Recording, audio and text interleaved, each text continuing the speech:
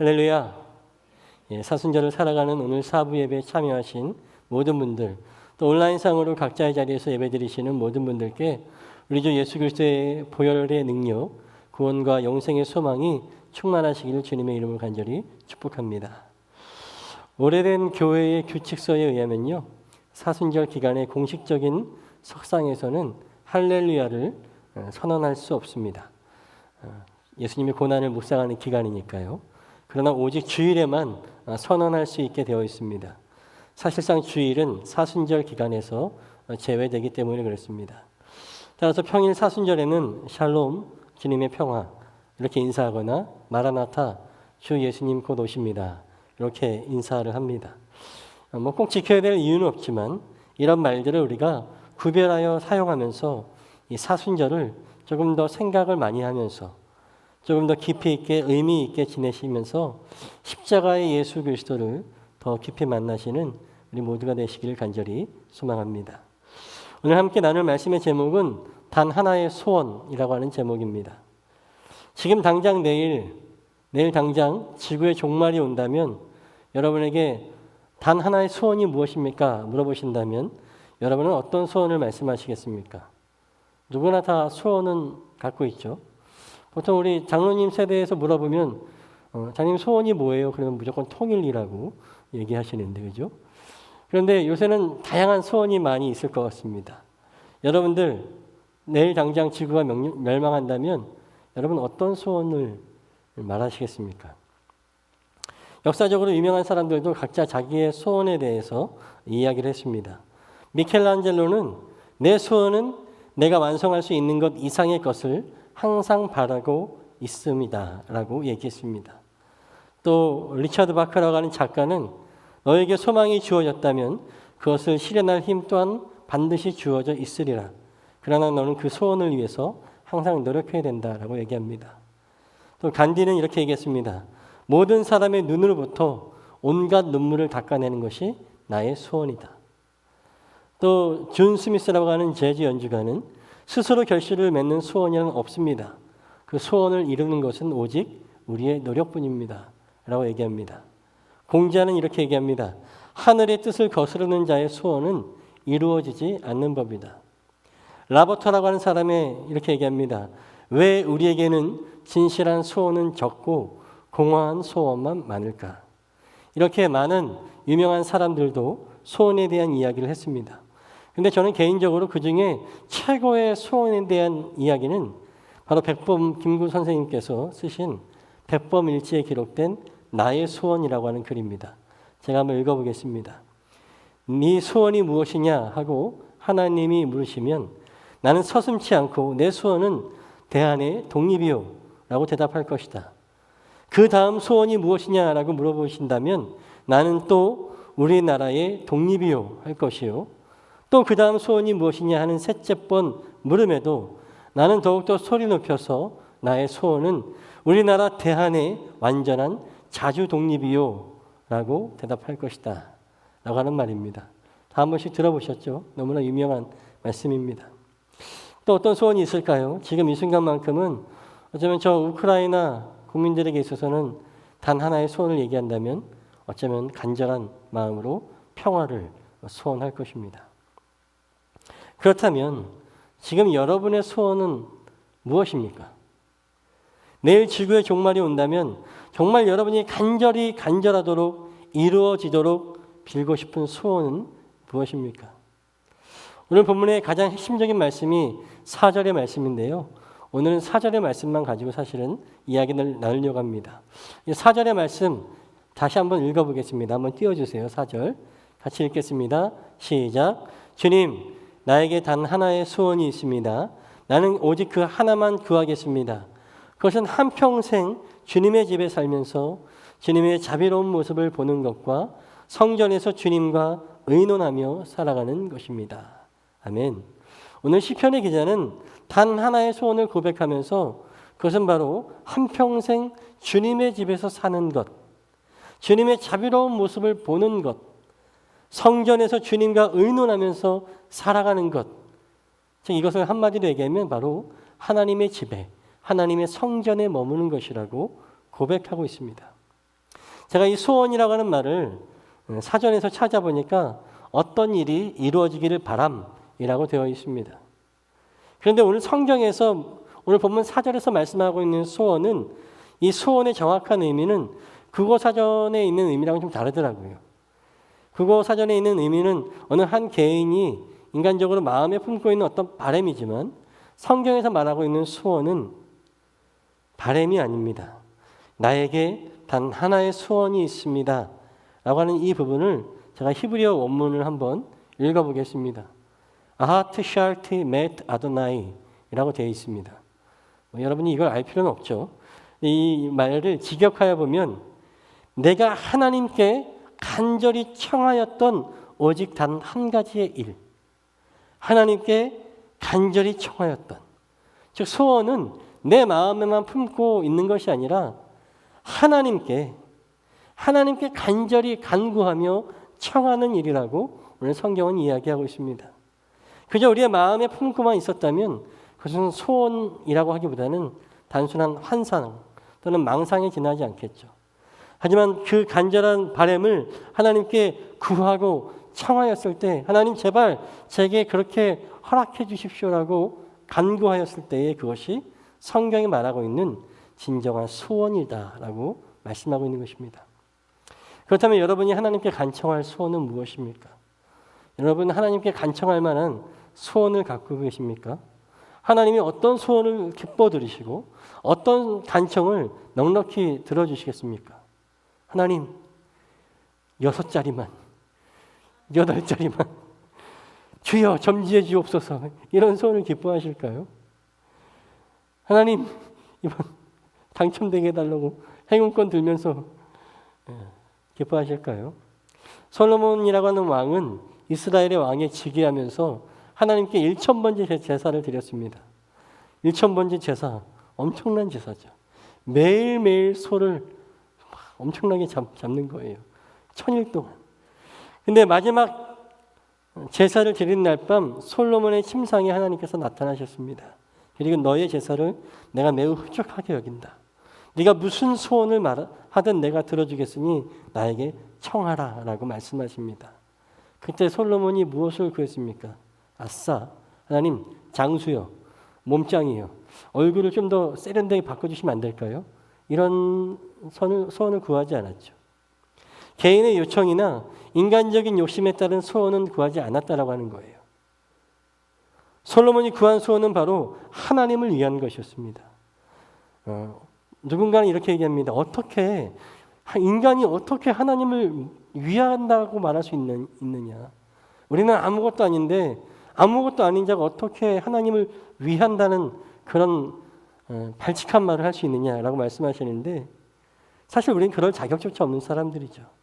하지만 그럼에도 불구하고 솔로몬이 하나님을 위해서 하나님의 백성을 잘 지키고 잘 다스릴 수 있는 지혜를 달라고 했을 때 자신의 욕망, 자신의 것이 아니라 하나님의 것을 위해서 구했을 때 하나님은 너무 기뻐하셨고 그에게 지혜뿐만 아니라 인간이 구하고 싶은 모든 것을 다 채워주셨다라고 하는 것입니다. 사랑하는 여러분, 우리는 솔로몬의 이 1000번째 이야기를 통해서 우리가 하나님께 어떤 소원을 간청해야 하는지 힌트를 얻을 수 있습니다. 하나님께 우리가 간청하고 간구해야 될 것은 하나님을 위한, 하나님께 영광 돌리기 위한 하나님의 마음을 기쁘시게 할 만한 소원이 바로 우리가 구해야 할 소원이다라고 하는 것입니다. 하나님께서 하나님을 위해 하나님의 영광을 위해서 구한다라고 하면은 하나님이 솔로몬에게 허락하셨던 것처럼 인간적인 소욕과 인간적인 것들은 자연스럽게 따라오는 은혜라고 하는 것이죠. 사랑하는 여러분, 따라서 우리는 하나님께 단 한 가지의 소원을 가질 때 바른 소원을 가지셔야 된다라고 말씀드리고 싶습니다. 오늘 시편의 기자가 바로 매우 모범적으로 바른 소원을 간청했습니다. 다시 한번 정리하면 시편 기자가 구하는 단 하나의 소원은 이거였죠. 한평생 주님의 집에 살면서 주님의 자비로우신 모습을 보는 것과 성전에서 주님과 의논하면서 살아가는 것, 매우 많은 것을 얘기하면서 한 가지라고 얘기했어요. 즉 주님의 성전에 주님과 함께 살고 싶다라고 하는 것입니다. 여러분, 이것은 무엇을 의미하는 것입니까? 평생 주님의 성전에 머무는 삶은 어떤 삶입니까? 다 저와 같이 목회자가 돼야 됩니까? 근데 심지어 목회자도 항상 성전에 머물러 있지 않습니다. 저 사는 집 따로 있거든요. 근데 이 말을 좀 더 깊이 있게 살펴보면 세 가지로 나눠볼 수 있는데, 한평생 주님의 집에 사는 것, 주님의 자비로운 모습 보는 것, 성전에서 주님과 의논하면서 살아가는 것. 먼저 한평생 주님의 사는 것, 무엇을 의미합니까? 이 의미를 알기 위해서는 주님의 집이 무엇인지에 대한 정리할 필요가 있습니다. 사실 하나님께서는 무소부지하신 분이시기 때문에 주님의 집이라고 하는 말 자체가 말이 안 되는 거예요. 형용 모순이죠. 그러나 솔로몬이 성전을 봉헌할 때 하나님께서 이렇게 선언하셨잖아요. 내가 이 집에 거하고 이 집에서 기도하는 자들의 기도를 들어주시겠다. 그렇습니다. 주님의 집은 하나님이 거하시는 곳, 하나님이 임재하시는 곳이 바로 주님의 집입니다. 내가 나가 있던, 집으로 들어오던, 성전에 있던, 또 성전 아닌 다른 세상적인 자리에 있다 할지라도 그곳에서 하나님의 임재를 구하고 하나님께서 임재하시면 그곳이 바로 주님의 집입니다. 예전에 영화 중에, 할리우드 영화 중에 에어포스 원이라는 영화가 있었습니다. 해리슨 포드라고 하는 분이 나오는 영화인데, 해리슨 포드를 알면 이미 좀 연식이 되신 분이시죠, 그죠? 근데 해리슨 포드가 대통령으로 나왔어요. 근데 이제 에어포스 원이라는 게 어떤 의미냐면, 에어포스는 미국 공군 이름이잖아요. 그 중에 제일 1호기는 대통령이 탄 비행기가 에어포스 원이에요. 대통령 전용기가 있는데, 뭐 영화 줄거리 다 얘기할 수 없지만, 뭐 테러를 만나서 이렇게 저렇게 해서 대통령이 탈출하면서 다른 공군 비행기에 딱 탔어요. 그랬더니 거기 조종사가 탁 이렇게 무전을 하면서 지금부터 이 비행기가 에어포스 원이야 하는데 소름이 쫙 돋더라고요. 그러면서 딱 자막이 올라가면서 끝났습니다. 예, 미국 대통령이 탄 비행기가 전용기가 아니어도 그냥 경비행기를 타도 거기에 미국 대통령이 있으면 에어포스 원이에요. 주님의 집이 어디입니까? 하나님이 계신 곳이 주님의 집이라고 하는 것입니다. 반대로 여러분들이 성전의 강당, 제단에 올라와서 기도를 하여도 이곳에 하나님의 임재가 없다면 그것은 주님의 집이 아니라고 하는 거예요. 우리가 처음에 교제 찬양하면서 우리의 모임 중에 임하신 하나님의 영광 이 찬양할 때 여러분 간절하게 부르셔야 돼요. 하나님이 이곳에 오셔서 주님의 영광을, 주님의 임재를 드러내지 않으면 여기는 껍데기거든요. 주님의 집이 아니거든요. 주님의 집은 하나님이 지금 계신 곳, 하나님의 임재가 있는 곳이 주님의 집입니다. 시편 기자의 소원은 주님, 제가 어디를 가든지 하나님의 임재를 구하겠사오니 주님의 계신 그곳이 주님의 집 되게 해주시고 내가 한평생 주님의 집에서만 살게 해달라고 구하는 것입니다. 이 시편 27편의 작가는 누구냐면 바로 다윗 왕이었어요. 다윗은 그런 삶을 살았죠. 그는 들에서 양을 칠 때도 하나님의 임재를 구했습니다. 전쟁 중에도, 전쟁의 진에 거할 때도, 왕궁에 있을 때도, 심지어 적 원수들에게 쫓겨 동굴에서 숨고 광야에서 떠들 때도 항상 하나님의 임재를 구하며 하나님을 노래했습니다.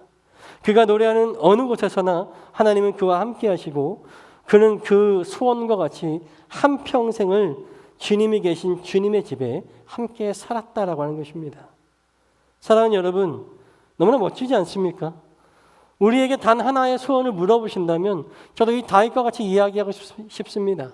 주님, 제가 있는 어느 곳이나 하나님의 임재를 구하면서 주님의 집에 한평생을 살게 해주십시오.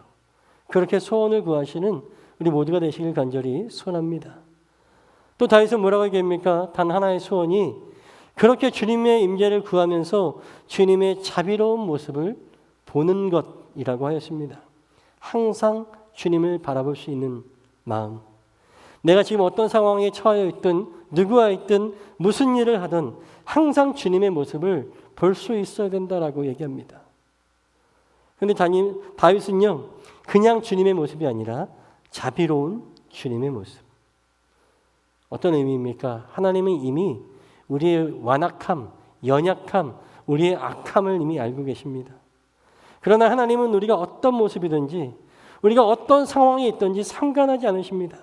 그저 당신만을 바라보기를 원하신다라고 하는 거예요.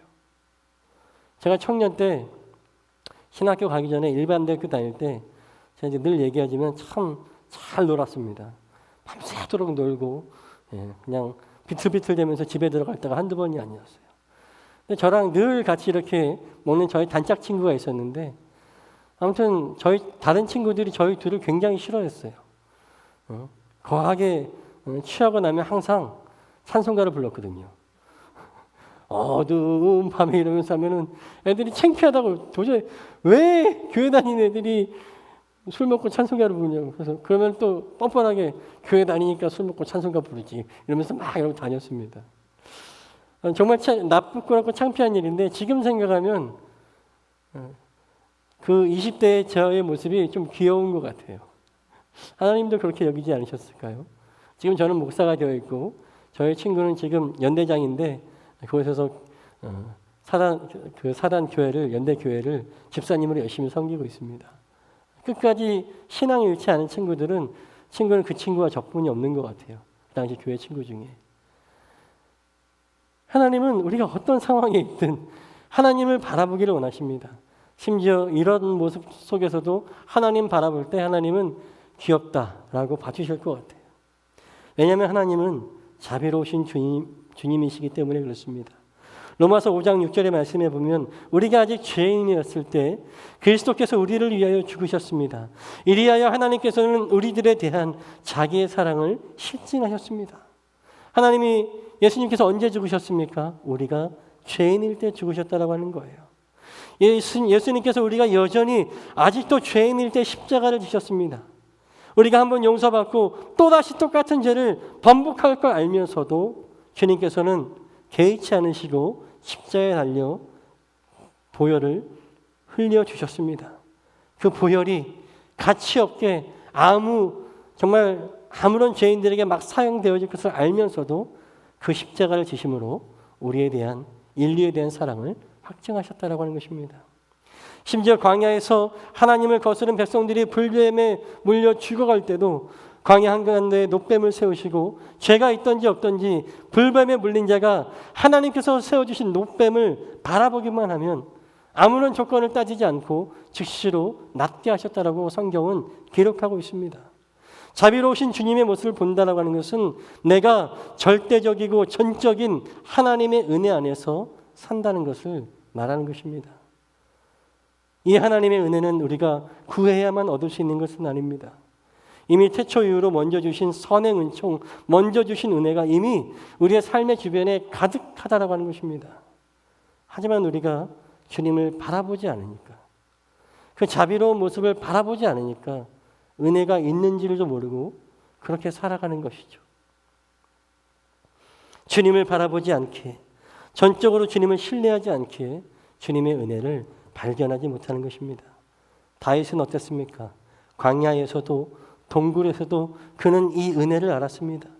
어디서나 주님을 바라봤습니다.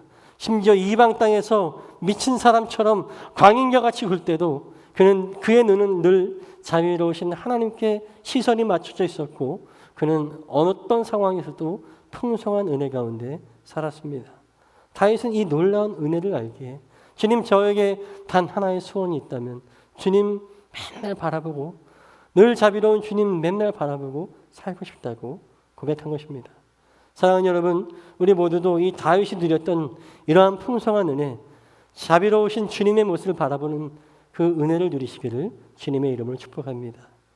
이제 마지막으로 다윗은 성전에서 주님과 의논하면서 살아가는 것에 대해서 구했습니다. 주님과 의논한다는 거 무엇이겠습니까? 너무나 쉽죠. 기도하는 삶이에요. 예수님께서도 성전에서 장사하는 자를 꾸짖으시면 뭐라고 얘기하십니까? 내 집은 만민의 기도하는 집이다 라고 말씀하셨잖아요. 주님의 임재가 머무는 곳, 자비로우신 주님을 바라볼 수 있는 그곳에서 우리가 해야 할 일은 주님과 대화하는 것입니다. 주님을 높여드리고 우리의 간구를 드리고 주님의 뜻을 구해야 합니다. 기도해야 돼요. 예전에 아주 유명한 찬양 인도자께서 그런 말씀하셨죠.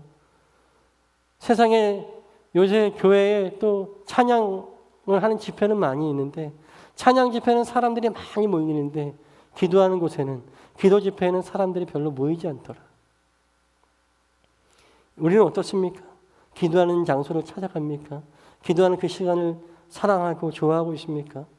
다윗은요, 기도하는 사람이에요. 언제 어디서나 기도했습니다. 어떠한 상황에도 하나님께 구하고 의뢰하는 것을 놓치지 않았습니다. 죄 중에 거할 때도 선지자 나단을 통해서 주시는 주님의 음성을 즉각적으로 깨닫고 반응하고 옷을 찢고 머리에 죄를 뿌리며 금식하며 회개하였습니다. 하나님께 영적으로 예민하게 반응하는 것, 하나님께 영적으로 예민하게 하나님의 음성에 귀 기울이는 것, 이것이 바로 기도하는 자의 삶, 하나님의 임재 앞에서 하나님과 나의 삶을 나누며 의논하며 사는 자의 삶이다라고 하는 것입니다. 사랑하는 여러분, 여러분도 이러한 은혜와 축복의 삶 풍성히 누릴 수 있는 단 하나의 소원을 구하시는 우리 모두가 되시길 간절히 소원합니다. 오늘 다윗이 구한 단 하나의 소원, 그리고 우리가 오늘 구해야 할 단 하나의 바른 소원이 있다면 한마디로 예배하는 삶입니다.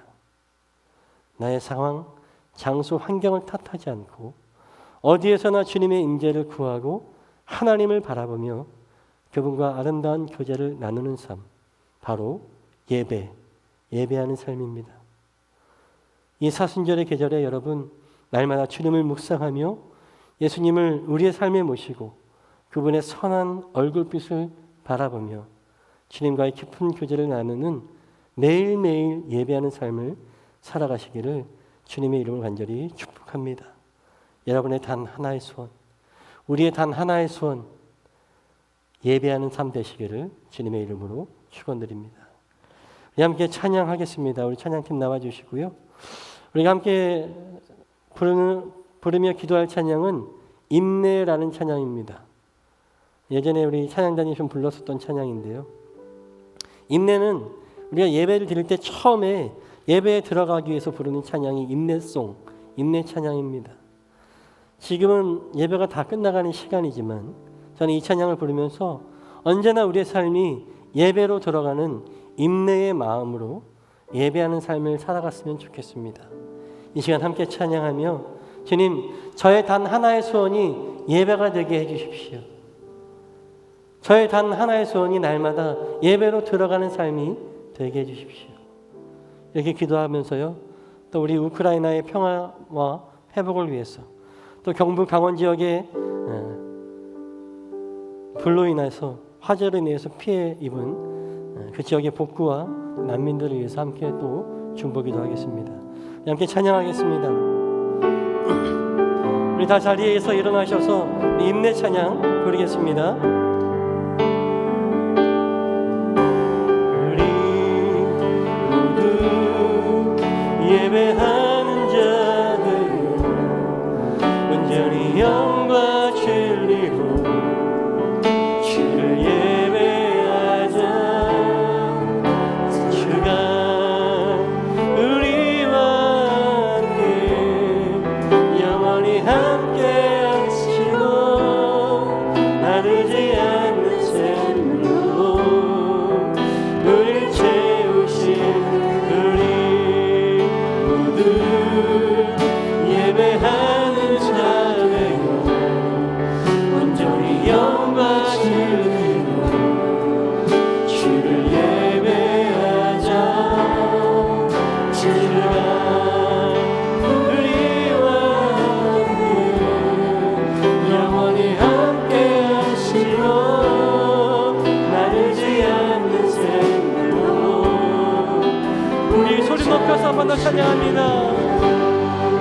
우리 함께 올려서 우리 모두 예배하는 자들로 온전히 영과 진리로 주를 예배하자.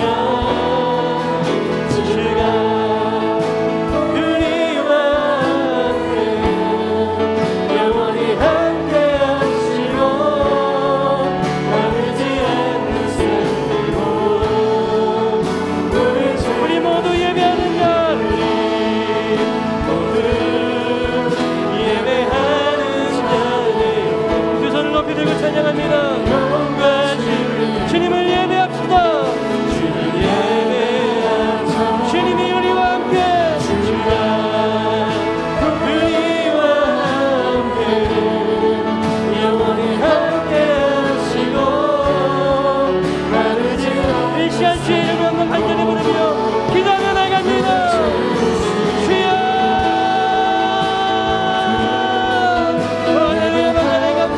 아버지, 나의 단 하나의 소원이 하나님을 예배하기 원합니다. 주님, 나에게 단 한 가지 소원을 또한 보내신다면 내가 주님을 예배하기 원합니다. 주여